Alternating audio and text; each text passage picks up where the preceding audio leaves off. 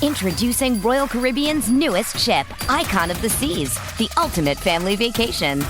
The ultimate 6 slides, 8 neighborhoods, 0 compromise vacation. The ultimate never done that, can't wait to do it vacation. The ultimate chillin' by a different pool every day of the week vacation. This is the Icon of Vacations. Icon of the Seas, arriving in 2024. Book today. Come seek the Royal Caribbean. Ships Registry, Bahamas.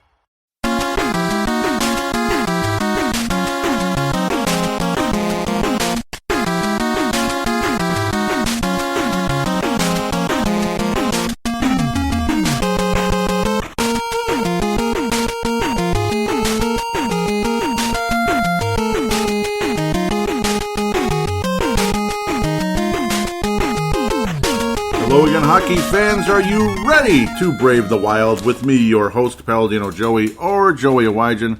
Brave the Wild is available on Apple Podcasts, Google Podcasts, Pod MN, Spotify, iHeartRadio, TuneIn Radio. You could go on forever. Audible, Amazon Music, Stitcher, Double Twist. Thank you always and forever for downloading and listening to this show. Great to be back on regular hockey recording and all that, back on Thursday mornings again. That's how I try to do it, to keep things scheduled, keep things structured. Though in a lot of ways, it's like, shoot, it was a long time since the season opener, wasn't it? And all that excitement. So that's the bummer of it. That was just bad luck, I guess. It would have been nice to just start out right away after a game or two and be like, wow, Kaprizov, game-winning shot. Beautiful and all that. But it is what it is. Kaprizov leads the team in scoring already. Throughout his first 4 games, 5 points for Kirill. The thrill is for real. He's got 5 points in 4 games, 4 assists, 1 game-winning goal for our young Russian buddy, young Russian friend. Pretty cool. Our visit in California, IA, continuing basically the entire time. And then now we come home to play against the Sharks twice, the Kings twice. So that's going to be the easy part about doing a show prep from now on. Like, the second segment might be kind of short. It's going to be a unique year that way, because I'm only going to be talking about 2 teams most of the time, it looks like. And plus, yes, it's like Colorado, It's like college hockey, a series. It's a little series, that type of thing. It's fun to do. It makes things easier and all that, but you got to love it. You got to love it at the end of the day. There's encouraging signs, there's disappointing signs, there's all kinds of stuff. 0 for 16 on the power play through the first 3 games. The power play's been non-existent. Johansson doesn't look so good so far. In fact, not really at all, kind of like non-existent. Victor Rask is your top-line center after the first game. It's funny how they basically flip-flopped, them being Mr. Dean Evison, flip-flopping the top-line and fourth-line center. It's almost like flip a coin, isn't it? Nick Bukestad, Victor Rask, Nick Bonino, the jewel of a player, Eriksson Ek. He's actually got 4. He's actually got 4 points already, so good for him. Or is it 3? Pardon me. He's been very solid though for the most part. Obviously, the strong defense that frustrates players. 4 points already. It's 3. I'm sorry, I'm bouncing. I'm looking at other things here. The chart's all messed up, so that's how that goes. But 3 points so far for Joel Eriksson Ek, and he's the leading goal scorer for forwards, which is really funny. But basically, again, all of these games, there's positive signs, negative signs, this and that. The scoring seems to still be lacking a bit. We started the season on January the 14th against the Los Angeles Kings in Los Angeles, and of course the next game was against Los Angeles, and the Wild fell behind 3-1, and we won it in overtime. That's it. That's 2 games right there in a nutshell. The Wild won 2 games. The most infamous lead in hockey, the 2-goal lead. It's kind of funny, but luckily the Wild come out victors. Wild had a 2-goal lead against Anaheim and hung on in the final game 3-2. That's always nice. But again, Wild actually on the positive side of the 2-goal lead, the most infamous lead in hockey. In both cases in Los Angeles. Cam Talbot started out pretty, it's like kind of shaky and ended up finishing okay, save percentage of .912. That's very solid. Jonathan Quick started off very well, and then downhill things went. You're like, oh, Quick looks like he's back to being Jonathan Quick again. Nah, not necessarily. I don't think so. At best, he's just going to be kind of okay. And I know the team in front of him is not good. You got some old, wily legends from the Stanley Cup years, including him, and then other guys that not so much. And you're waiting on other youngsters to come and improve and all that, but that's how that goes. The Wild have a bunch of guys on the roster that there's a good chance they won't be here next year. Marcus Johansson and Nick Bjugstad, I don't think they'll be back, but I guess you never know. Jordan Greenway occasionally looks gritty, looks exciting, and then the next minute he looks kind of like, he's just kind of there. He's just kind of part of things. The Wild third line has been the best line on Minnesota so far, and there's just no question. It's the most cohesive, and they look like a third line. They look like a legitimately good third line. The Wild top line, well, you got Kirill Kaprizov. That's awesome. And then after that, it's like, okay, I guess. Parise never scores anymore for some reason. Victor Rask is what he is. He's very slow, though he's productive on occasion. Though last night he missed an open net real early, which was, that was the third game. Missed the open net real early. And then that ended up, ended up being a harbinger for things to come. The Wild wouldn't score the entire night, getting shut out by John Gibson. That's the frustrating part. Then it was the battle of the backups in game number 4. We all appreciated how things went there. Who's been the best player for the Wild so far? I mean, it's Kaprizov, sure. Obviously, he's rough around the edges. He passes sometimes when he should just shoot. And, occasionally this and that. Rookie this, rookie that. I mean, he's going to adjust to the NHL. That's how it is. But the good news is you saw that initial explosiveness. He can certainly skate, and what has been one of the things lacking for the Minnesota Wild and top prospects for basically 20 years other than Gaborik is skating. And then certain guys might be able to skate, but there's nothing else. Like the Stacey Roos type of guys, maybe he could skate real fast, and he couldn't do a whole lot else. Walls was a spectacular skater. He couldn't always finish, but when he did, it was really beautiful. Stuff like that. But you really do have your Marian Gaborik again. This is your next Marian Gaborik. There's no question about it. And he'll probably end up being better than Marian Gaborik because he does look to set up other players more often than Marian Gaborik did. Multiple times in his first game, multiple assists, including the game of the season opener. Everybody was thinking, who's it going to be? Is it going to be Kaprizov, just like Gaborik in his first game, scoring the first goal ever for the Minnesota Wild? That was so cool. And it ends up being Jonas Brodin, assisted by Greg Pattern. And, and Kirill Kaprizov, who had the main assist there. Nice play by Kaprizov. But Greg Pattern getting the second assist, and also Greg Pattern playing his third last game with Minnesota, which is kind of cool, I guess, considering who he got in return. Next thing you know, Los Angeles had scored 3 straight goals throughout the first and second period. Jeff Carter, Andreas Athanasou, and of course, the infamous Dustin Brown, who always manages to score against us somehow or injure somebody. I can't stand Dustin Brown. I don't think anybody really can, honest to God. It's scary. It's frustrating. Victor Rask would get a clutch goal to get things rolling. Victor Rask is one of those guys, like he'll usually, when he does score, it's always a big goal. Like it got things rolling again. And again, another good play by Kaprizov. Matt Dumba getting his first assist on the play. Marcus Foligno tied it up midway through the third period. That made us all feel like $1 million. There was a bit of back and forth after that. The Wild kept getting more and more chances. And then here came overtime, and Kaprizov picks off the puck in the neutral zone and goes all the way, tried to make a move, and it went off his skate instead. He tried to go for the forehand instead of the backhand. And on that move, maybe some people would say the backhand would have been the better play. It is what it is. It went off his skate. Jonathan Quick could do nothing but kind of kept looking at the replay and shaking his head like, come on, what was that? And as well as Jonathan Quick played, he didn't get the win. And I don't know. I feel for the guy a little bit, but I guess not too much. Obviously, the Kings have been a pain in the ass for the Wild for many years. And now all of a sudden we can actually beat the LA Kings, which is great. Many times the Wild would even lose to the Kings when the Kings weren't good. And we were good, that type of thing. And then, of course, when the Kings were good, it was like, forget about it. It was just demolition derby. And the Kings were good for quite a while, to be quite honest. They just only won 2 cups out of it. But, only, right? Only 2 cups. I'm just playing around. But, they did win 2 cups out of their run. In other years, they were competitive. But, obviously you're not going to win the cup every year, no matter how good you are, unless you're the 80s Oilers, until they traded Gretzky for what reason. It's still a mystery on that one. That's still the greatest mystery of the universe in the hockey world. Why did the Oilers trade Gretzky? Yeah, I'm still thinking about that. I'm still thinking about the 80s Oilers and Gretzky. It's kind of funny when you think about that. But, sorry. Beautiful feeling, though. I mean, it was like, what is this? We're down 3-1 to this Kings team was, like Quick is washed up, and you got these, Kopitar's still good, but then there's all these other guys. They're just, who's this again? And then, oh, yay, Dustin Brown. Ugh. Drew Doughty, obviously, yes, excellent, but past his prime. It's like, come on, you got to be better than this. This is lame. Like, what's going on? We weren't getting shots on net. The Kings' defense is still solid. That's the thing. Obviously, we weren't getting a whole lot of shots, and then all of a sudden, the tide started to turn, and the Wild come out victors, and you feel so much better. Thank God in heaven for that.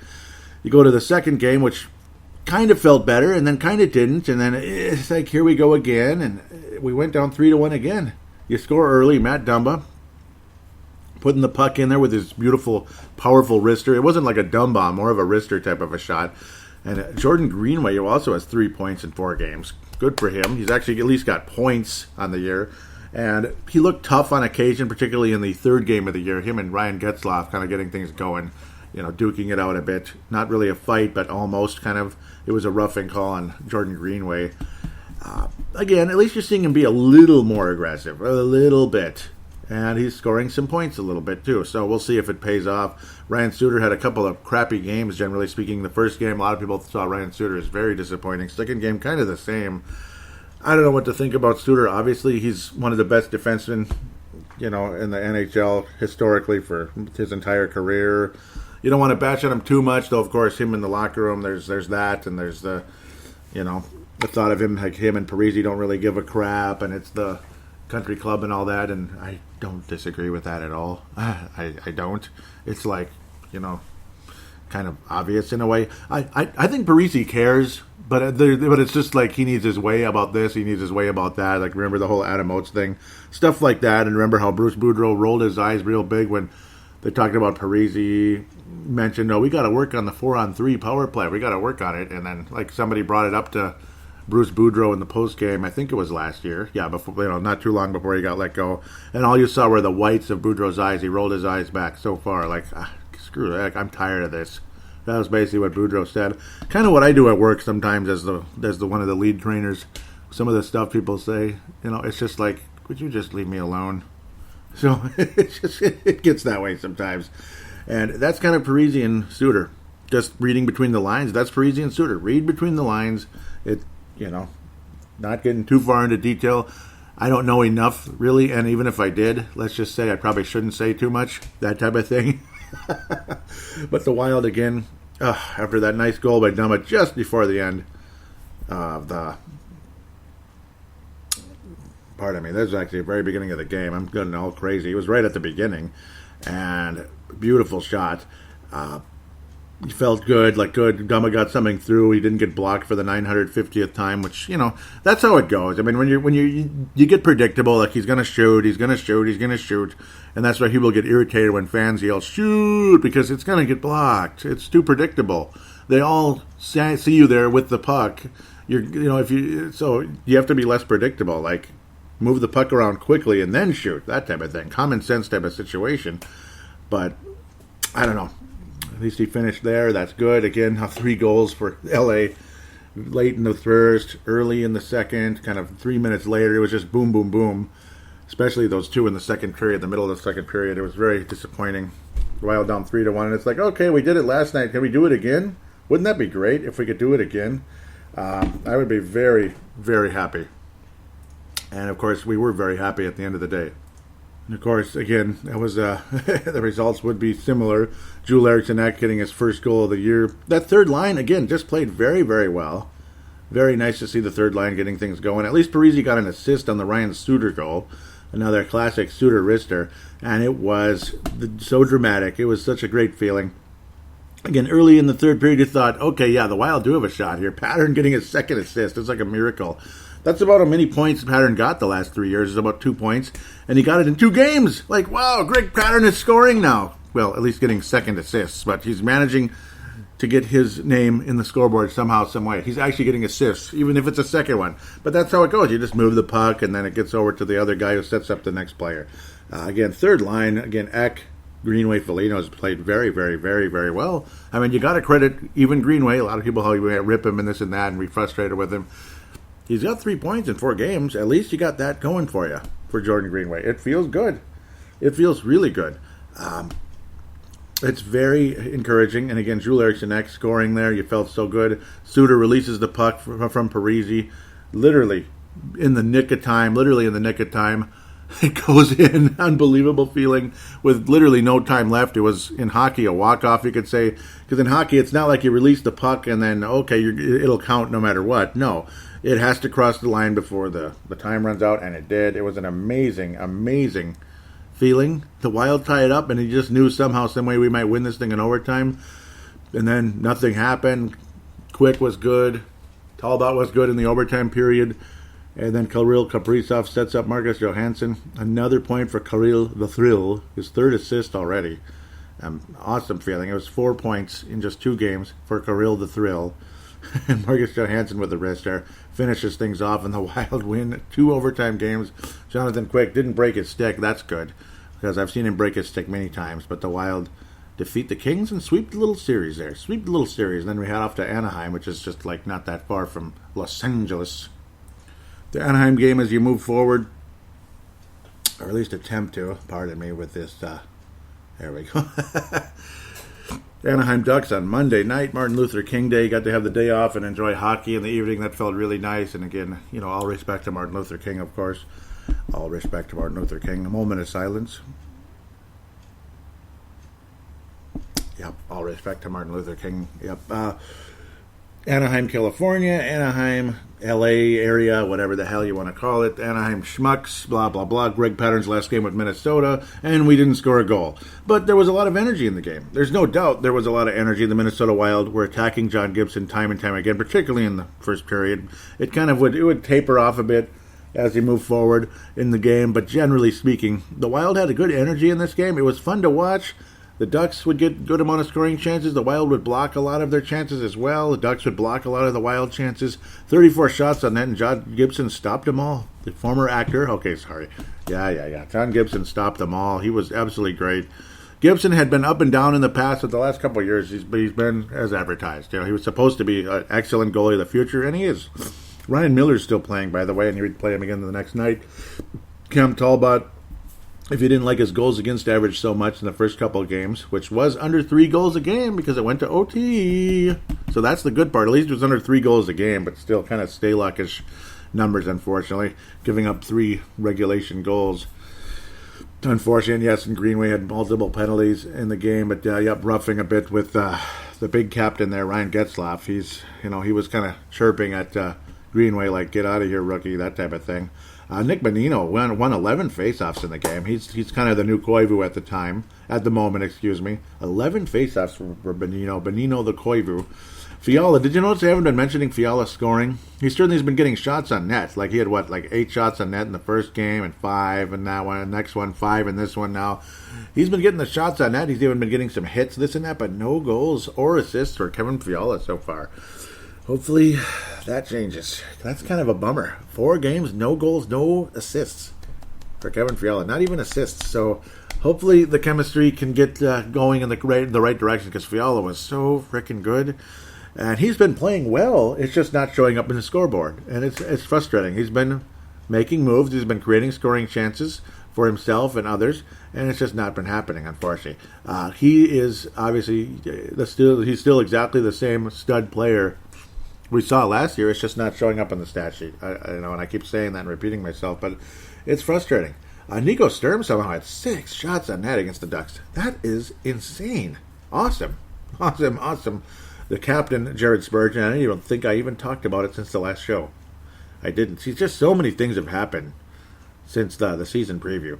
We were kind of expecting Spurgeon, but it might be Parisi, blah, blah, blah. And yes, congratulations to Jared Spurgeon, the new captain of the Minnesota Wild. Not a whole lot has changed that way. It's just, I guess you don't get grumpy Koivu anymore, I suppose. Maybe Spurgeon's a little bit calmer. You get grumpy Koivu, this and that.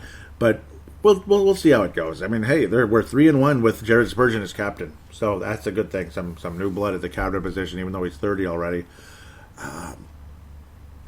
This was a very entertaining game to watch. We just didn't win. We just didn't score. That was the bummer about it. Entertaining stuff. Entertaining hockey game. It just was like, come on, Gibson. Damn it. And, of course, the Ducks blocking all the shots they blocked. And we're happy for them, and that's how it goes.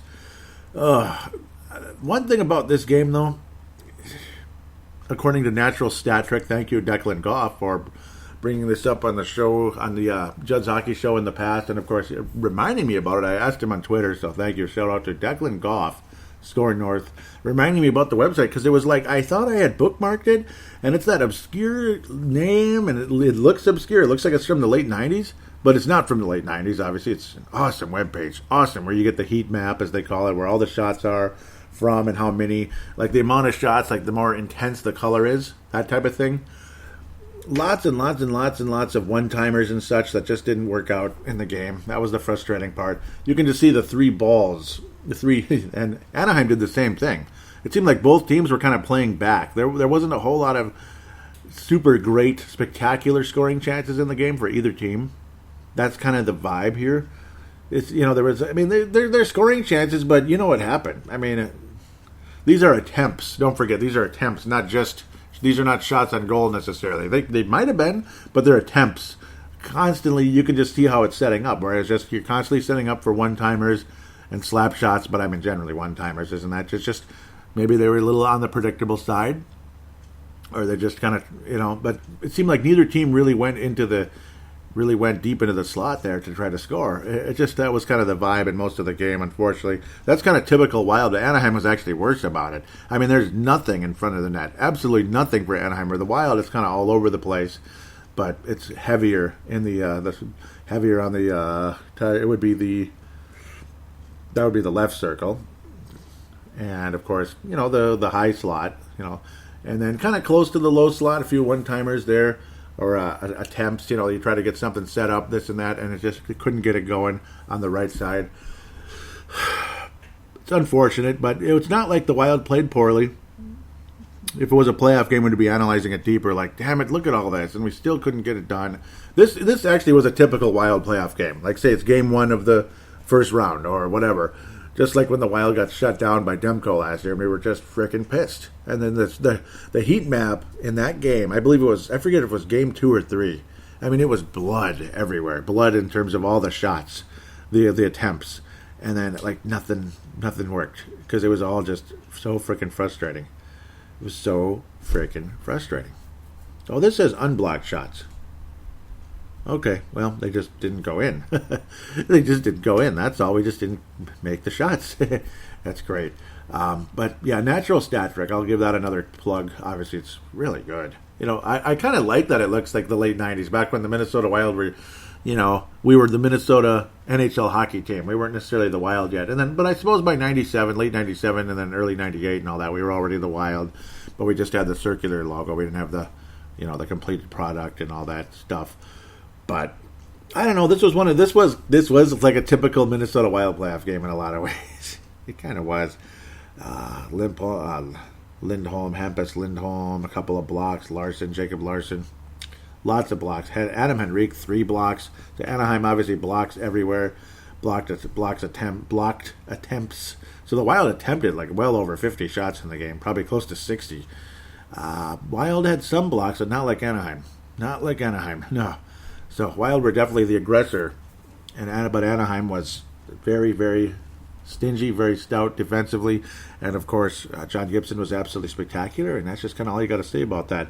3 hits for Kevin Fiala in this game, 5 for Foligno. It's just funny, Fiala's actually high on the hits charts now, which is entertaining, but again, unfortunately unable to score, and that's just all there is to say, other than early in the third period, Desliaz was able to get his first goal of the year, assisted by Kevin Shattenkirk and Carter Rowney.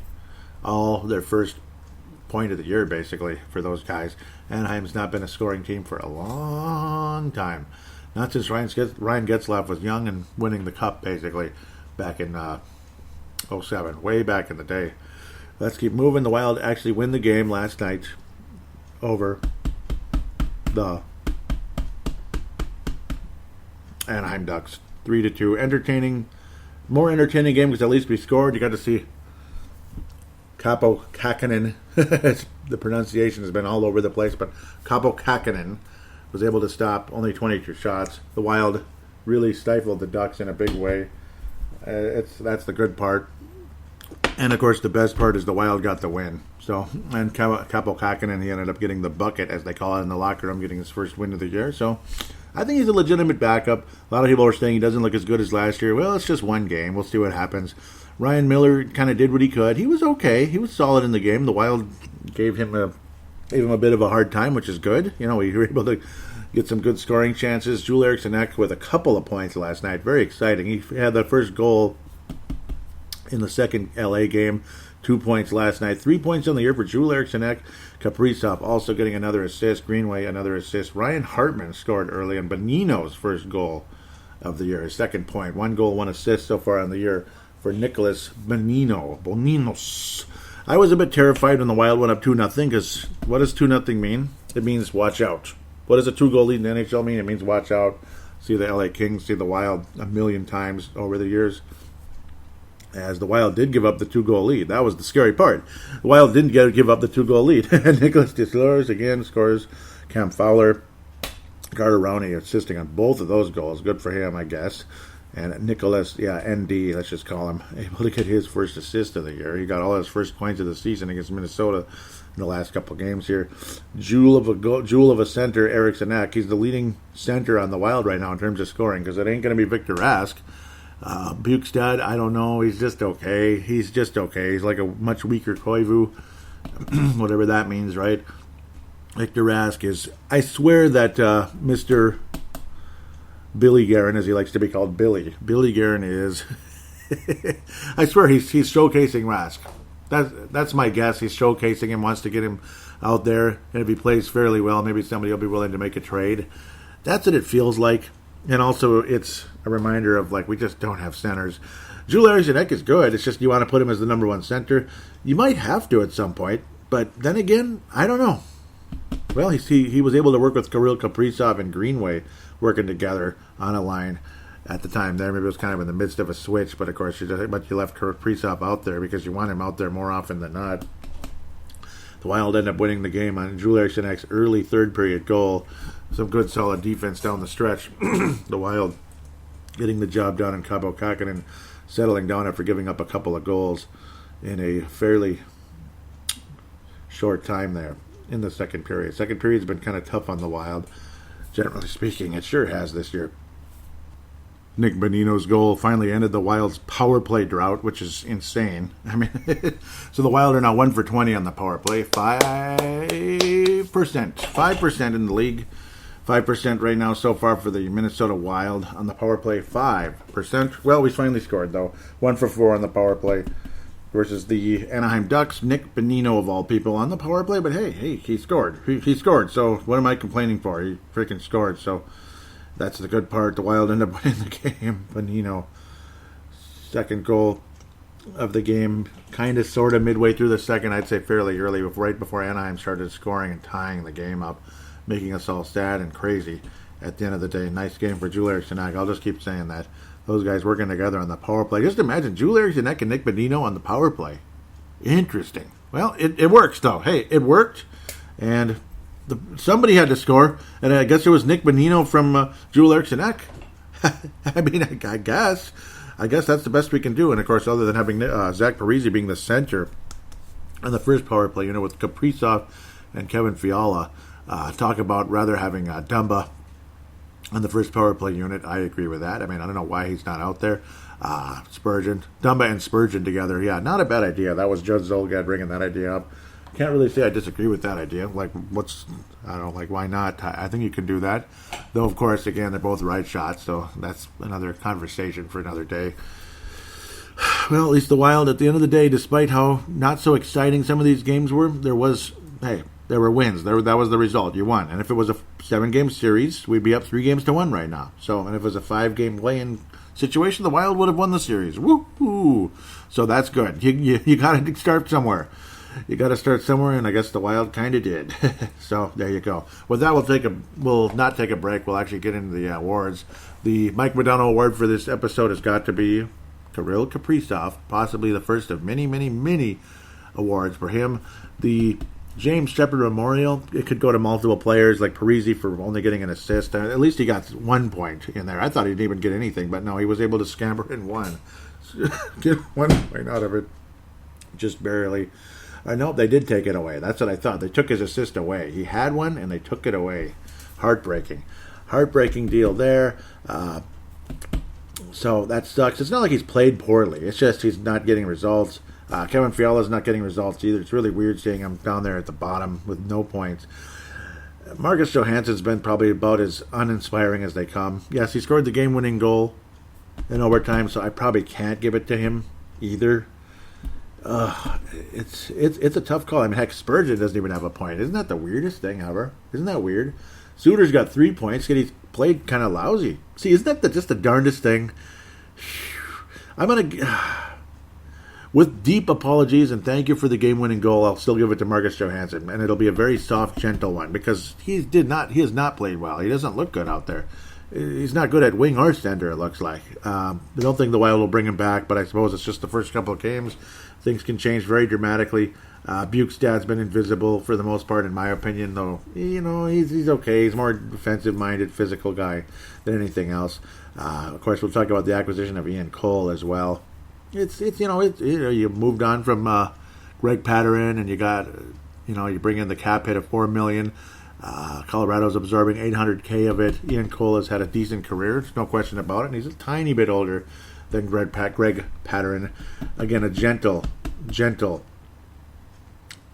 James Shepard Memorial for Marcus Johansson opening up the season. I'll talk about Ian Cole really quick, and I apologize. Probably should have brought him up a little bit earlier. Just generally speaking, he's been around for a long time. He's had some okay seasons with St. Louis, Colorado. He won a Stanley Cup with Pittsburgh, just like Nick Bonino. That's kind of the thought process here from Mr. Bill Guerin.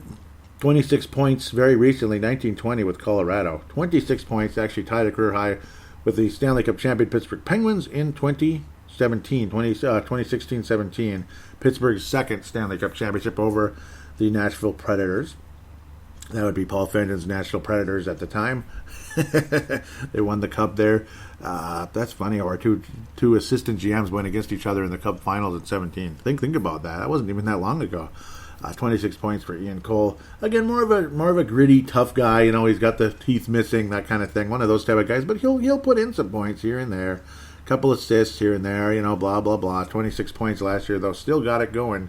It's not like his career is vanishing off the face of the earth. Colorado just wanted to kind of save some cap space, which is funny, because Greg Pattern's pretty expensive for what he is, like over $2 million a year.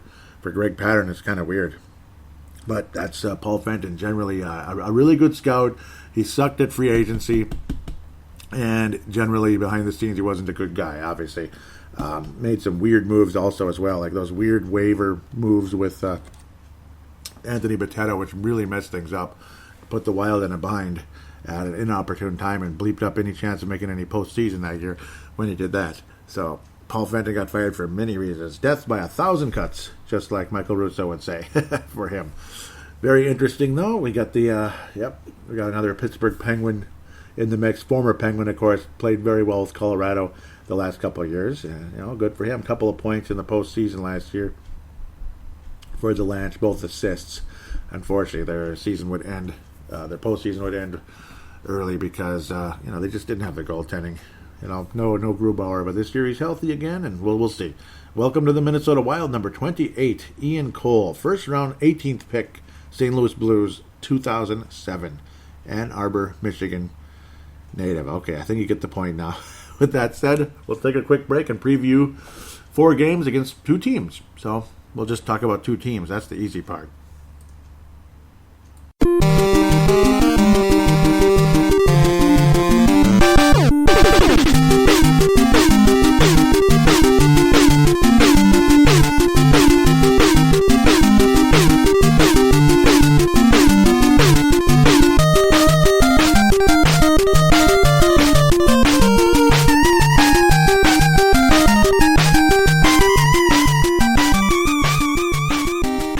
We are back here on Brave the Wild. Going to preview 4 games, but only 2 games to talk about. 2 teams to talk about anyway. Apologize if I might seem a little bit rusty. I'm feeling rusty today. I don't know what the problem is. It's been a while since I've done hockey games. Since I've done games with the Wild since like back in August. Feels like eternity, and it was a while ago. It just feels even longer. But I guess that's what happens with long layoffs and It's weird. I apologize if it's coming off like I'm rusty. It's kind of weird. So hopefully it's not. San Jose Sharks, San Jose Shocks, whatever the heck they are. Luckily coming up tomorrow night, so can't wait to see more hockey. Wish it was tonight even, but you can't play back-to-back all the time. San Jose Sharks are 2-2. The Wild are 3-1 on the season. Sharks obviously have talented players. Thomas Hertl, Evander Kane, Martin Jones. I wouldn't call him talented, that's for sure. Still not sure what's going on with Marco Rossi and the upper body injury from Minnesota. Matt Zuccarello with the arm. Alex Stalock upper body, and a lot of people say it's heart-related, which is scary. For San Jose, the only situation is Rudolph Balcers with visa issues. So his credit card's not working? Okay, I know. I'm sorry. It's obviously, it's immigration. Yeah, but I don't know. I couldn't resist. Minnesota Wild penalty kill has been absolutely outstanding, and it's been noticeably outstanding. Yes, like I said, 5% on the power play for Minnesota, 5, because we finally got one from Nick Bonino, 27th in the league. I thought we might as well be dead last at that point, but I guess not. The Sharks are 8th on the power play, 27.8. That's really high. But of course, it's the beginning of the season, so numbers are going to be bloated a bit. Penalty kill 3rd in the league for the Wild, 92.3. That's outstanding. 86.7 for the Sharks in these upcoming games. Minnesota has been very good in the goals against category. Sharks, not surprisingly, giving up a lot of goals. 14 so far, Wild 9. 12th in the league for Minnesota, 23rd for the Sharks. Minnesota and San Jose dead even with 11 goals apiece on la saison. And again, in 4 games. So it's not like it's a bloated number for either club. Well, you're going to play the Sharks, 9 times this year. 9 times. Of course, you got the 2-game series, and we don't play them until March. And then we play them 4 times in April in about a week. Wrap your head around that. Well, all right. That could put the Wild in the postseason if the Sharks are sucky, but occasionally we suck against the Sharks. Unfortunately, the last 2 games of the season will be against the Sharks in the Shark Tank. And occasionally, again, like I just said, we suck in San Jose. So we'll see what happens. We'll see what happens with that. Let's take advantage of this Minnesota and go 6-3, 7-2. Wouldn't that be nice? Or maybe 5-4. Let's just win. Let's just win the series. Can we please do that? Wild, of course, 4-1 or 3-1 on the year. Only lost to Anaheim, getting shut out. Sharks lost 2 games in a row in the middle there, bookending with wins on the 14th and 20th against Arizona and the Blues, and of course lost to Arizona and the Blues. So there will be a lot of repetition throughout the season. I think you already know that. Joel Eriksson Ek is the leading goal scorer for the Wild. Yeah. And Thomas Hertl is off to a great start. Remember, he had that fancy-dancy goal years ago in that 4-goal game.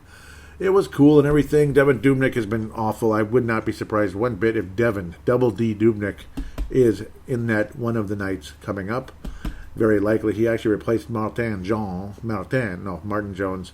one of the games, and he's not any better than Martin Jones. Neither goaltender has a save percentage of 90. Neither goaltender has a goals against average below 2. So the Wild should have some fun putting some pucks in the net, hopefully. But we'll see how Thomas Hertl, and Evander Kane do as well against Minnesota with the scoring chances. Erik Karlsson, I don't think he's even been good since coming to San Jose. He's not the same guy like he was in Ottawa. I mean, he was a superstar in Ottawa. It seemed like he aged like 5 years when he got to San Jose. That's just my opinion. Maybe I'm full of crap and you're like listening to me and rolling your eyes. Brent Burns is Brent Burns, though. He's going to get his 60 points again, regardless if the team is good or they suck, like they're in the Cup Finals or they're number 1 in the draft. That's kind of 2 major swings there, the pendulum. North Pole, South Pole, but that's kind of been the Sharks pretty much. It's all or nothing for San Jose these days. Thomas Hertl, they're not going to any playoffs with this goaltending situation. They actually got worse. The Wild got better. There's no question about that. Both teams stunk in goal last year. Aaron Dell has moved on. I can't remember where, and it doesn't matter right now. I don't think he's in our division, so we won't be talking about Aaron Dell until the postseason, probably. It's sad. We're not going to play Ottawa. We're not going to play Pittsburgh. We're not going to play Toronto. We're not going to play Calgary. We're not going to play Edmonton. It's sad, isn't it? I do think it's sad. But, well, yay. We get to play the Sharks a million times. We get to play the Vegas Golden Knights a million times, which I'm going to enjoy. Hopefully the Wild continue to be successful versus them. To me, let's keep going. Let's score some goals, take advantage of it. This is in XL Energy Center for the first time this year. So we get to see XL Energy Center with no fans in it, with those banners. We'll see what the banners look like. Hopefully they're cool. So far, the team that gets the award for the coolest look in their stadium, their arena. Calgary Flames, oh, it is gorgeous. Oh, it's gorgeous. I was expecting more from the Vegas one. It's okay. It looks kind of weird. It's not as nice. The Calgary Flames, and they've been wearing only retro this year. That might be their main thing again, and I hope it is. I say do away with the black sea. I like the classic red and white sea. Calgary wins hands down this year for the most beautiful looking arena with the band, the tarp or whatever the heck that stuff is. The seat covering. It's gorgeous. It's gorgeous. If you have the NHL ticket, watch a Calgary game in Calgary. Please, for your own sake. It is beautiful. Unless you absolutely hate that kind of that orangish red color, but I love it. I think it's awesome. Love the Calgary Flames look this year. Awesome.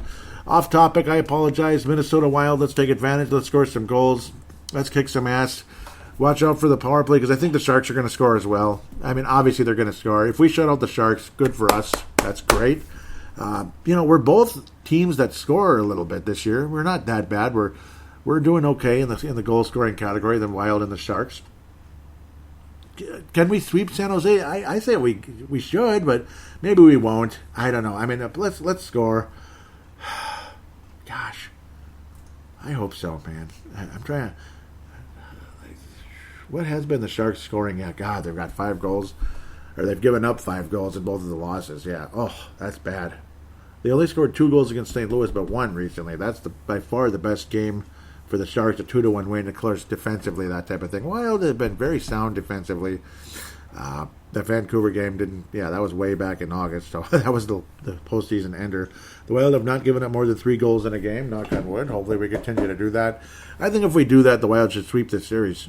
I think the Wild should have a good chance of sweeping the series versus the Sharks at the end of the day. I really do. Just keep them under 3, though I wouldn't be surprised if the Sharks do get 4 in one of the games. Obviously, they have an immense amount of... they have an ability to score. The young talent, obviously, Hurdle, he's not that young, but he's still fairly young. And it's crazy.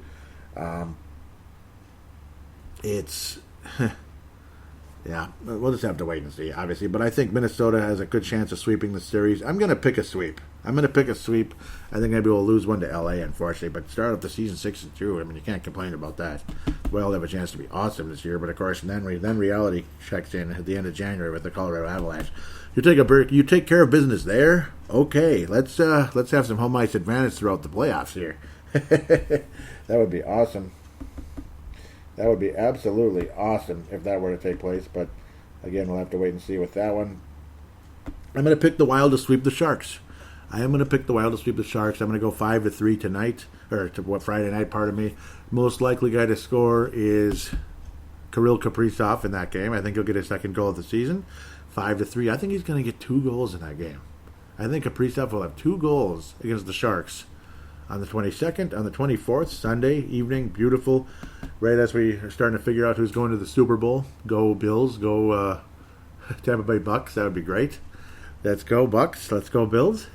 I don't want Kansas City, Green Bay, even though that's probably a better matchup. But I don't care. Go Bills, go Bucks. Damn it.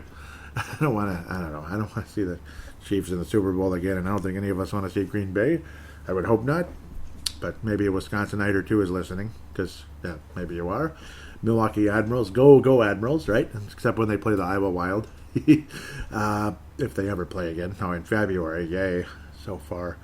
I think the Wild do sweep the series 5-3 in the first game. The next game, 4-3, or 5-4. I think San Jose is going to score some more points in the next game.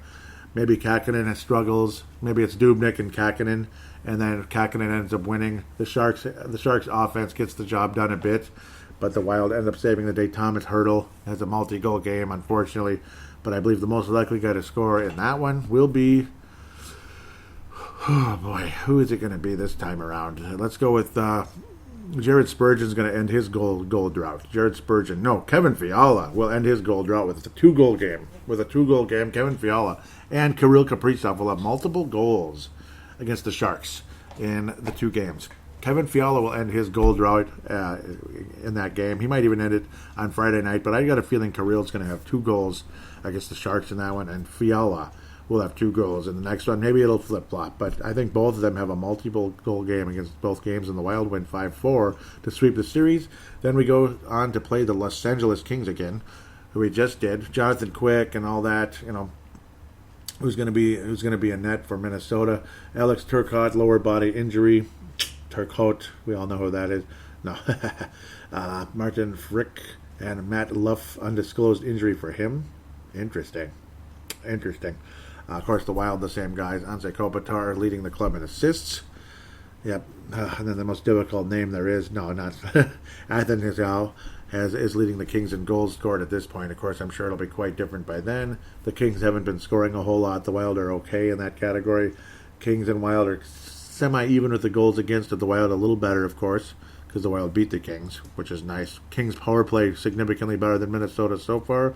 And the Kings actually have a decent power penalty kill as well, which is nice, I guess. They're 10th in the league, 18th on the power play. It's, and we play the Kings 8 times this year. No, we do play the Kings 8 times this year. 8 times. We'll see what happens. Again, we're sweeping them so far. Unfortunately, I think the Wild. Well, I think we're going to split this series. I think the Kings get one out of this deal. Probably this one. I think the Kings will win the 26th over the Minnesota Wild, but the most likely guy to score, Zach Parise, will finally score a goal if he hadn't already versus the Sharks. Maybe he netted 1 or 2 in that series as well. But I think the Wild lose to the Kings. Unfortunately, 3-2. Zach Parise will score his first goal of the season in that one. 3-2 loss for the Minnesota in that game. Jonathan Quick finally gets his revenge, shuts us down significantly, and I think the Kings' stifling defense will get the job done there. But I believe Minnesota wins on the 28th over the Los Angeles Kings by a final score of 4-3. Will it go to overtime again? No. This time it's a regulation win. Maybe we'll go 5-3 with an empty netter, or even 4-2. Maybe the Wild really shut down this Kings team. Let's go with 4-2 with an empty netter over the Los Angeles Kings. Most likely guy to score in this one will be Joel Eriksson Ek. Joel Eriksson Ek will score again against the Los Angeles Kings. Maybe the empty netter, but one way or another, Joel Eriksson Ek will at least have 3 goals by the end of this game. And the Minnesota Wild finish finish after next week with a 6-2 record on the season, and then reality sets in with the Colorado Avalanche. And if you split that, that's good. You sweep it, holy mother of Moses, that would be absolutely beautiful. But that's my point of view on that one. How should I approach this now? I guess segment 3, I'm going to keep it the way it is, where it'll be prospects and then fan interaction. Because fan interaction is sporadic. Sometimes it's busy, and sometimes it's, it looks busy, and then it isn't that. It doesn't take that long. I keep going back and forth. Actually, I think this season, with the fact that, I'm going to switch this again.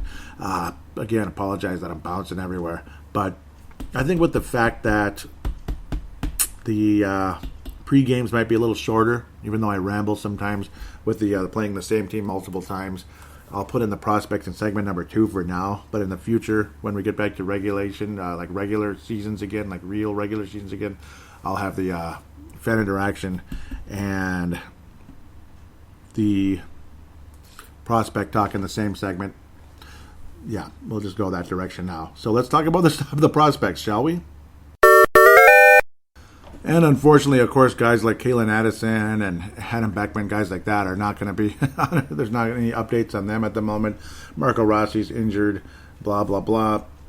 But we can look around a bit. The college players like Matthew Boldy's just been awesome. Philip Lindbergh, unfortunately, the guy, again, my first ever Gone Puck Wild article written about.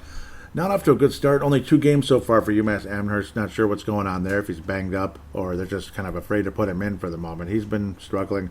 3.45 goals against average. Very sad after an amazing start to his collegiate career in the first 2 seasons. Goals against average below 2. Multiple shutouts. Not sure what to say there. It's unfortunate, so we'll see what happens with Philip Lindbergh. Rooting for you, just in case you're listening. Alexander Hovanov. It was a frustrating start to the KHL again with him, and I don't know, he's banged up as well. Only 7 games so far, and he's a +2. That's it, no points whatsoever. Ivan Lodny, I believe he's in the KHL. Yes, he is. He's got 7 points in 27 games for Minsk Dynamo. not spectacular numbers. I guess that's about what he would do in Iowa, probably, maybe slightly better. I would think he'd do better in Iowa. A couple of years ago when he was with Iowa, he didn't score at all, but he kept getting a little better in the OHL. I think Ivan Lundin has got to be in the pros now, one way or another, be it AHL, KHL, this or that. And of course, he wanted to be playing because they're still waiting for the stupid AHL to get started. You have to wait all the way till February. I just think that's too long. That's too long. That's not good. I think that's hurting a lot of players. Oh, Bryce Mightily, dang it. Really rooting for you. University of Vermont, only 1 assist so far in 8 games. Starting things out, that's heartbreaking. But because I like Bryce Mightily, I'm rooting for him. I'm pretty sure his father follows Brave the Wild on Twitter, at Brave the Wild for that. Nick Swaney, the 2-time national champ and all that. Of course, all the guys from 2016. So either in the NHL or too far gone, this or that, when you get into the 15 and stuff. Obviously, Kirill Kaprizov finally in the NHL, 5 points, blah, blah, blah. Kunin's on the Thrashers. Brandon Dehame is on the Iowa Wild. Sokolov, Iowa Wild. She's in, not sure what's going on there. I'll look at him for the heck of it, but I don't think he's coming to Minnesota. University of Alberta, 1 game so far, like a year ago. I don't know what happened there. So he's vanished off the face of the earth, unfortunately. Maybe a major injury. That, or he just gave up on the game, which occasionally does happen. Nick Swaney so far, more than a point a game. He is dominating. He's a senior for the University of Minnesota Duluth. They're trying to get their 3rd national championship in 4 years. The only reason why they didn't necessarily three-peat last year is they didn't get a chance to three-peat. For the first time in his career, in Swaney's case, since his freshman year anyway, he's got more assists than goals, but he's kind of doing a bit of both. 15 points in 13 games, been very dominant, and has, of course, been very clutch throughout his entire collegiate career. Love what he's done. Jacob Golden, why the heck not check up on him? But then again, no, it can't. He's a junior player still. I don't know why he's still in the juniors, but I don't know. Mason Shaw, again, the multiple ACLs, and we're waiting for the AHL for him again. He's healthy and ready to go. Sam Henches, gotta love what he's done for St. Cloud State now in his junior year. Still not a point a game, unfortunately. 10 points in 15 games. You could actually argue he's kind of down a little bit from last year. A little bit. Hopefully he can pick it up a bit as the season progresses. Minnesota Gophers, man, amazing. Like #1 in the country. I believe there's no way they're going to be in that anymore after getting swept by Notre Dame last week, unfortunately. And as I suspected, as I just wanted to jump on the fly here, Minnesota drops to 4th in the rankings. Well, so at least we'd be Frozen 4 bound in a way, just kind of on paper, Frozen 4 bound. 2 first-place votes at least. Boston College dominating, and of course, well, the good news about Boston College being the #1 team in college right now, well, a couple years ago they kind of stunk, but then Paul Fenton drafted a lot of guys that wound up going there, and they were either just starting to go there or wound up going there a couple years later. They were planning on it already. Nesterenko, Jack McBain was already there. It's a beautiful thing. The Wild did reacquire Sean Boudreas. We reacquired his rights. Of course, he's still, a junior player at age 21. I think he's got to get out of juniors by now. I don't know. Giroux, he's going to be on most likely Iowa Wild, I believe. Marshall Warren, there's your first Boston College guy. He doesn't put up a whole lot of numbers. He's just a very solid, steady defenseman who's a left shot. We'll see what happens. And, of course, Ian Cole is a left shot as well. But talk is, he's going to keep playing with Susie despite 2 left shots. It's been that way forever, I guess. I don't know, just like with Brad Hunt. They refused to bring up Louis Belpedio to be on the 3rd pairing. I don't know. I'd give Louis Belpedio a chance if I were the Wild, but I guess I'm not the Wild. 3 points so far for Marshall Warren in 10 games, 2 assists, leading the way with that anyway. Philip Johansson's a big topic, too, before we go back to college. He was kind of doing his usual, point every 9 games or something, if you're lucky, that type of thing. And then all of a sudden, he had 8 points in 9 games. Philip Johansson, absolutely awesome. He's now at 10 points in 29 games. He had an explosion lately. He's really picked it up. He had an 8-point and 9-game run there. He has really stepped it up. Philip Johansson. So we'll see. 10 points so far in 29 games. As this is the year where the Wild have to make a decision to retain his rights or just kind of give up and get compensation in the NHL entry draft moving forward for him being a failed first-round pick. So maybe he winds up being something. He's finally scoring some points there over there. Good for him. Good for Mr. Philip Johansson in that Swedish league there. Swedish leagues are not that easy, so good for him to be productive in that case. Because, I mean, when you think of Sweden, you think of defensemen. I mean, there's just legendary defensemen from Sweden. So, Nikita Nesterenko, the guy I kept following for the Chilliwack Chiefs, at least just last year with the British Columbia Hockey League. God, I love that. I loved covering that, and I will be covering it again whenever it starts up, February or something like that. Boston College, 10 points, 10 games, were the freshman, Nikita Nesterenko, out of Brooklyn, New York. Well done, Nikita. He has been awesome. He's had some game-winning goals. He's had some highlights. He's a +7. Nikita Nesterenko getting the job done. Good for Nikita. Okay, you get the point. He's an absolutely great. Guskov. Yep, I guess he's in the KHL, but only one game so far. I don't know, and that's it. It's just nothing much to say there. Beckman, same thing. Hunter Jones, yep, he's juniors, I believe, unless he went. Nope, he did. Of course, he didn't go overseas, so there's nothing to say there. First off, another college player who's been, first of all, great. No, he's been okay. 6 points in 4 games, and he was in the World Championships, World Junior Championships, and he did not score a point. No points, no plus minus, nothing. No penalty minutes. 6 points in 4 games for the U of Connecticut so far. 2 of them were goals for first off, but he did have a very good week this past week. Big time. A very, very strong week this past week, thanks to M&W Prospects bringing that up and making him the best player there. Matthew Boldy had a great under-20 tournament. He was great, had a hat trick, had some other great moments. 7 points in 7 games. And a gold medal. Good for him. Beating Canada. That was awesome. They kicked some butt. They shut him out. Obviously strong second half of the season for Boston College, getting moved up in the top 6. And now he's got 11 points in 8 games for Boston College, the number 1 team in the nation, which might be, yet again, the team that knocks the Gophers out of the tournament, the Frozen Four or something. How many times does that happen and the Gophers get far? It's either Boston U or Boston College. That's why the 1980 Olympic team didn't get along for a while, because it was half Gophers and half, Boston University, Boston College type of guys. They didn't get along real well because it's always been that way. There's always kind of a bitter rivalry between those two clubs. It's not like a bitter rivalry now, because it's not like we've been in the tournament every year or anything, but, a little bit. It's like an old thing, and since the 90s pretty much, these East Coast teams have been frustrating the Gophers. Well, we'll see what happens. As long as Matthew Boldy's successful in the Minnesota Wild, that's number 1. But great collegiate career going now after a slow start. Pavel Novak, he also played in the World Junior Tournaments, was competitive. 3 points in 5 games, 1 goal in the case so far. And so far in the Czech League, he's just a -1 in 4 games thus far on the year. Damon Hunt, he's been in the MJ Moose Jaw Hockey League, I guess. I guess that's what that is. For the Verdun Oil Capitals. That's interesting. Very interesting. No, in the MJHL, 5 points in 3 games so far there. That's a bit of a junior league, but it's available. It must actually be, that is in, it is the Moose Jaw Hockey League, isn't it? So that junior is playing. That Canadian Junior League is playing. Interesting. Ryan O'Rourke's, nothing happening so far, of course, waiting for his junior team to get going. Kuznetsov, now that I'm saying it correctly, Marat Kuznetsov, has a point so far for St. Petersburg in the KHL.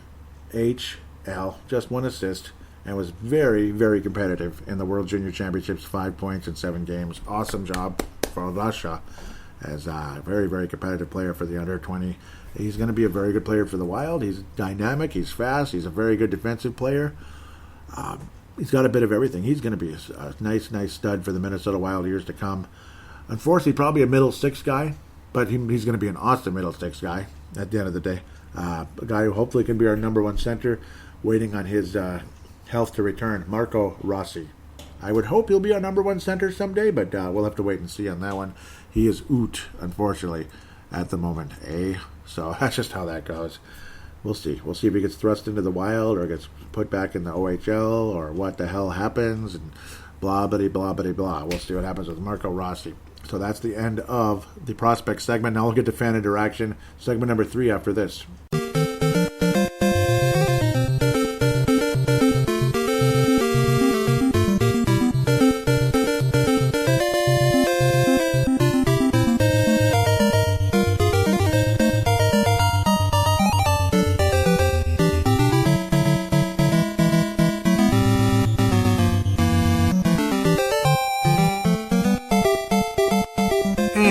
are back here on Brave the Wild, segment number 3, fan interaction segment. I keep going back and forth on what I should do and putting the prospect segment with this one. I might do that. I think I'm going to put the prospect segment with this one because obviously previews, sometimes I ramble on those, so I might have made that second segment a little bit longer than I needed to, that type of thing. So apologize for my back and forth. Still kind of getting back in the mix of things and trying to feel things out. What's the best way to do the show this year with the different format? And of course, sometimes there's a lot of questions, sometimes there's not. Looks like there's a decent amount, and plus a very, very late notice to Derek Felsk. I apologize. He a very understanding, awesome guy there. Right in the middle of the game, I'm like, oh my God, I didn't even ask him. Usually, we throw that out on Tuesday or something, day before, so I'll try to do my best about that. The show will be recorded on Thursdays, most of the time. That will be very cool. So again, at Brave the Wild, and then for questions, hashtag BTWMN. Put that at the end of your tweet, or the beginning, I suppose, but probably the end. Then we can get things going. Jay Bushy says, "What can the Wild do to score on the power play?" That's a tough one. That is a very tough question. It's a good question and a tough one. Shoot the puck more often, I guess. I don't know. I like Kirill Kaprizov shooting the puck more often. Judd Zulgad mentioning about having Dumba on the first power play unit with Spurgeon. I don't think that's a bad idea. I don't think that's a bad idea at all. I probably shouldn't have closed the lines here. That was my mistake. I had it open and I didn't. I let it go. So, but at the end of the day, that is I honestly think that's probably the best way to go. Some people are fearing that Brad Hunt will come back on the power play unit. Don't be surprised if that does happen. So far, again, I guess now the first power play unit's got Bonino at center, Parise, Kaprizov, Spurgeon, and Fiala. It's not the worst combination because you want Bonino to win the face-offs, but I suppose a lot of people are thinking just have Parise there. I just have Parise at center, which is weird, but it works, with Fiala, Kaprizov, and then Dumba on the point with Spurgeon, that type of thing, instead of Fiala. Fiala down on the wing there where he should be. I don't know. It's a tough situation, but I don't know. I hope they are able to correct it soon. Jay, Derek Felska says, any idea what is going on with goalie prospect Philip Lindbergh, as he hasn't played most at all for UMass this season? Yeah, I'm wondering that as well. It's been, and he's off to a lousy start to the year too, about 4 goals a game. It looks like the main reason, Derek, is that they're just flat out going with Matthew Murray. Obviously, no relation to the Pittsburgh Penguin goalie. Well, maybe there is a relation. No, there isn't. It's the same name. Matthew Murray, 3 shutouts, goals against average of 2. He's 9-4 on the season. Yeah, the goals against average just above 2, 2.01. I guess that's just what happened is Matt Murray has knocked him out of the job, basically. They were platooning the first couple of years, and now it's Murray's job, I guess. So Lindbergh, unfortunately, is relegated to backup duties. They're just kind of riding him right now, him being Matt Murray, and they're having a very, very strong season thus far, is UMass Amherst. So, unfortunately, we'll see what happens. Hopefully, Lindbergh can get another shot soon. That's a bummer. I like him a lot. I'm rooting for him, too, in a big, big way. So, I guess that's the reason, Derek. Next question from Derek says, would you prefer the Wild be a heavy power team a la St. Louis Blues or smaller, faster team a la Pittsburgh? What really is this team's best identity right now? Oh, boy. I'm leaning towards Pittsburgh. It's tough, isn't it though? Because it's like a trend going back and forth. Okay, you want the big, strong, fast team like the Anaheim Ducks when they won the Cup. The Wild tried to go that way and they failed miserably like that next year. It was unbelievable. Of course, the Wild, we didn't actually have talented players that were big. They just got bigger. And the Wild have had smaller guys that were talented, but then they just weren't good enough, like the Granlands and stuff. Koivu was obviously Coyle and Koivu, bigger guys that weren't fast or weren't productive offensively. I think we're leaning towards the smaller side, though. Yes, small with some strength, like small but strong. That's where we're leaning. I got to think, because think about who we already have. Fiala's under 6 foot. He's smaller but strong, and he's very skilled and very fast. Kaprizov is very strong. Kaprizov and Rossi are very strong center, low center of gravity, very strong with a lot of skill. So it'll be kind of like a combo, but smaller, faster, a la Pittsburgh. That's where I'm leaning towards. on that one, Derek. Yep, definitely. I can see that's the direction we're going, and I'm satisfied with that idea at this point. I think the bigger the Wild get, it seems like we really fail miserably. Like we get slower and people just skate around us. The Eric Stahl is a bigger guy, but slow. Guys like that, Koivu, slow. Nick Bustad, slow. I could go on forever. It'd be nice to have big, strong guys that are actually fast as well. But I do believe the vision is Pittsburgh, and it makes sense. I'm very pleased. It's these are guys that made this team better. The Pielas, the Kaprizovs, and I can't wait to see what happens with Rossi. So Pittsburgh will be the answer to that one. Derek continues, says, based on their play so far, which of the newcomers in the last year of their contracts, Johansson, Bonino, Cole, is most likely to earn a contract with the Minnesota Wild by the season's end, or will any of them get that at all? Very tough. Bonino, I think Bonino is most likely. I don't think anybody's really super pleased with Johansson other than he got the game-winning goal. We appreciate that. But other than that, Mrs. Lincoln, how's the play been? Cole, I think it's kind of a wait-and-see type of thing. He'll have a chance. It's just we're kind of busy there. But then again, maybe it's insurance for the loss of Soucy. So there's your number 3 defenseman. It's insurance for the potential loss of Carson Soucy to Seattle. There's no guarantee of that, but if he does wind up in Seattle, him being Carson Soucy, Cole could be your number 3 defenseman for now and still give Marshall Warren a shot later on. Let him keep developing. Obviously, he's still very raw. You don't have a whole lot of left-shot defensemen in the grapevine right now. So, you have some, but not that many. Warren is the biggest name right now, and he's not that spectacular. So I think that's an insurance move long-term, and then short-term, it's, he's kind of like a better pattern for now, like a much better pattern for now. So Cole will have a chance, actually. I think he'll have a chance for at least a 2-3 year addition. I think it's actually Cole even more than Bonino. God, I'm having a hard time with that one. It's almost like flip a coin. Cole does have a chance, but I suppose Bonino's probably number 1 because we need centers. So sorry for going back and forth, Brett Favre style there on you. Teresa Ferry says, when do we start worrying about the center role and lack of success in the faceoff? Bonino. Yep, so that means he's going to get re-signed probably because at least he wins faceoffs and he's not super slow or anything like that. We're worrying already, I think. It's just a matter of we are worrying. It's just a matter of what moves we can make. I got to think, there is a move to be made at some point, a possible Dumba trade, I know, or a draft pick, one of those 2 draft picks for, but that Pittsburgh edition, that type of thing, that Pittsburgh pick might get traded, possibly, depending on how bad Pittsburgh is this year. Might end up getting traded as part of a deal, Greenway, something like that, could help bring a center. And unfortunately, centers are, as they say, they don't grow on trees, and teams don't give up centers without you having to give up a ton to do it, this and that. The hope is that it's Dubois. Dubois from Columbus is gettable here. That's the guy. He's the one that is gettable.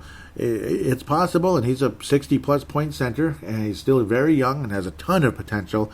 Just wants to get out of Columbus. He wants to get to a bigger market, which is Minneapolis, St. Paul's a little bit bigger. Of course, we all know how that is. Everybody wants to go to New York or Los Angeles, and we're all sick and tired of that. So that's obviously the fear there. But maybe, just maybe he's a possible solution. Otherwise, just to draft and free agency. I know it's not easy, Teresa, is it? It's not easy at all, and I feel your pain there. And boy, I am all in on you. All in on that one and feeling the pain. It sucks. I know there's a mention or two somewhere. I also thank Derek so much for sharing the show on Twitter and Facebook and this and that. I just thank him so much. Obviously, Derek Felska, crease and assist. Do look that up. The Daily Face-Off. The Daily Sports Daily. I'm getting it mixed up with the other thing. That's Daily Face-Offs. The lines. I'm sure Sports Daily. Pardon me for that, Derek. MNW Prospects. Pavel Bennett. Justin Bucky, Brandon Quast. Brandon Quast writes for Hockey Wilderness. Very cool. I write for Gone Puck Wild, but I've been just unavailable for writing lately, and I apologize for that. In case some of you are listening, like Lake Martin, obviously great guy there. He's the site expert there. Great guy. apologize for being so invisible, incognito about that lately. Just, I don't know, I just can't seem to have time, and I apologize, and I'm going to get better about it, especially as the season gets going. There's more and more things to talk about, so there finally is. With that said, other shout-outs, of course, Minnesota Wild Global, Scott Cavendish, thank you very much. Thank you very much for having me on board of that one.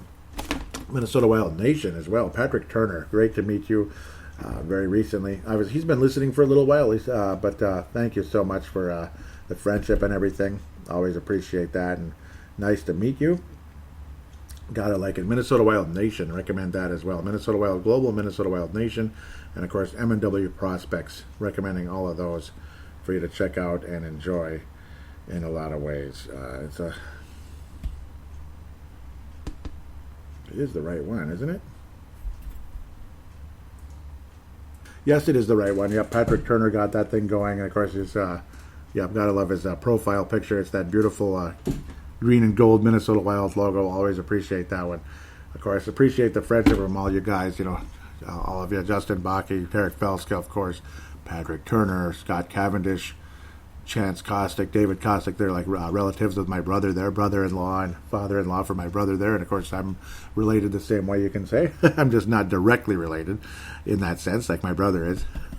Just do the simple math there, I guess you could say.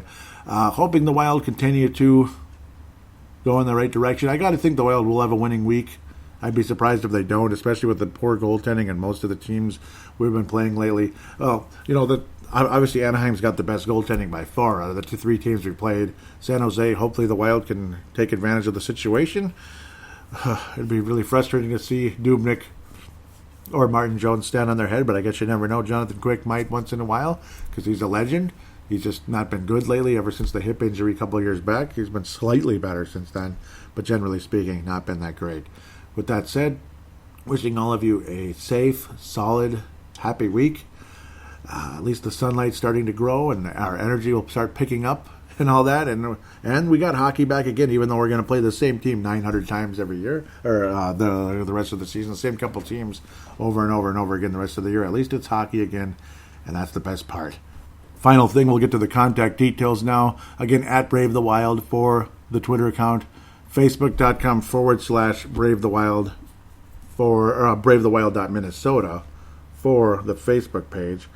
I forgot there was a couple. Yep, I was telling Declan Goff, thank you very much for reminding me of what natural stat trick. Couple of tweets really quick. I almost forgot. Tanae Brown out of New Zealand. Yep, Brave the Wild, Timberwolves Explosion, especially started with that one and also follows the Vikings and Purple Mafia. Now he's jumping to Brave the Wild as well. He says, I think it's time I shift my focus from basketball to hockey. The Wild seem much more enjoyable to follow versus the Timberwolves. Yeah, I mean, I agree with you, Tanae. Welcome aboard. Black Space Gaming, I do think this is Sebastian Barton. He says, we look decent so far. Definitely concerns here early, but that's probably every team this early in the year besides Vegas. Yeah, Vegas obviously strong all over the place. Thank you so much again for joining and conversating there. Final thing is the audio submission route. You can join that if you could. That'd be great. All you do there is open any smart device on the planet has a free voice recording application built in, or you can even download them. Open it, press record, treat it like a phone call, just start talking, hit stop, save it or share it to paladinolive. Yeah, just share it to paladinolive@yahoo.com. paladinolive@yahoo.com. I will then convert it into an MP3 file thanks to Zumzar.com. Final thing, please write a positive rating on iTunes or Stitcher if you could. Really appreciate those of you that have done it over the years. It means a great deal to me, and I can't thank you enough for those of you that have done that. And those of you that haven't yet, please do if you could. It only helps the show. It looks more attractive to new listeners or which have you. I do believe it was kind of like it was a positive rating on Purple Mafia, but it was more of talk about this show. So I'll give him a shout out in case he's listening. Iron Metal Man. It says Wild. This is on the Purple Mafia show's thing. So if you haven't put it on the Brave the Wild one, put it on the Brave the Wild one. Iron Metal Man. He says, isn't this the host of Brave the Wild podcast? I love that podcast. Well, join it then, Iron Metal Man. Join it. And yes, that was me on Purple Mafia as well. Minnesota Vikings podcast, and of course, Timberwolves Explosion as well. With that said, I'm now going to wish you a good, safe, happy week. Do enjoy, and we'll talk to you. Hopefully the Wild continue to win. you.